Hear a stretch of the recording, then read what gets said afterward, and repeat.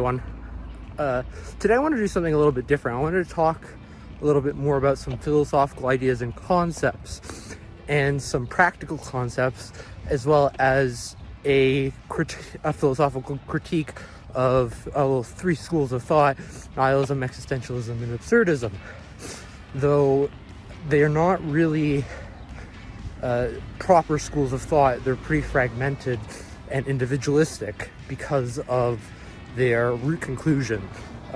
Nihilism being something that rejects meaning in life, existentialism being something that, while it rejects the meaning in life, it says that you can create a meaning in life, and absurdism is closer to nihilism, but then it's more of a self-deceived position, as it says that there's a possibility of hope in meaning in life, but that is never truly recognizable, or at least in this life it's hard to know if that meaning is recognizable. And I would disagree with those positions and introduce a fourth position, Autodidacticism, which would suggest that there is a meaning within life, and that meaning can be found within your direct experience of life. And because you're a living organism, there are certain things such as hunger that'll occur to you that if you were to try to mute all your senses, all your sensory experiences for long enough, you would end up experiencing these bodily pains or callings in your environment, like I'm tired or I'm hungry.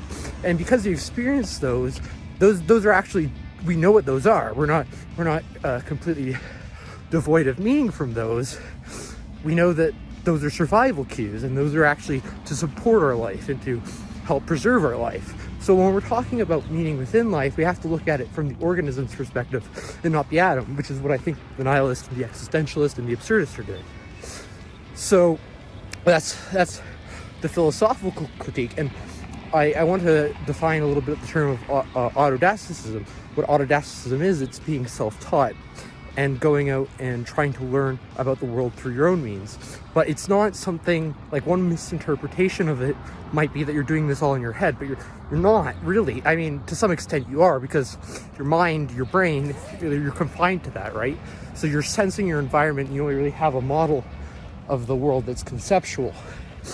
And that conceptual model of the world it's just that. It's just a model. It's not, it doesn't map the world precisely as it is. There's things like gaps in our memory and gaps in our experience. We don't know everything. So we can go find out that information by sensing our environment and clearing up this disconnect between our perceptions and our senses. Our senses being things like our sense of touch, smell, taste, etc., right? And there's even proprioception, and that one's a little bit, people might not be too familiar with that. Some people might not be too familiar with that. Others might be. But proprioception is your sense of movement in space.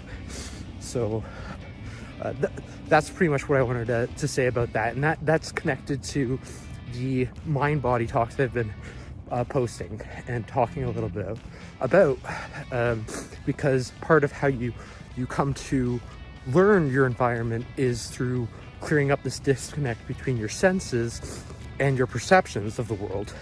And what you want to do is you want to ground yourself within the sense experience, because that's where the information about the world is, right? It's in our environment, and that's the senses closer to the environment than our perceptions. Our perceptions are mental, rather than being something that's processed from the brain and being transduced as an experience in our brain. So that's all I wanted to say for that. Have a good day.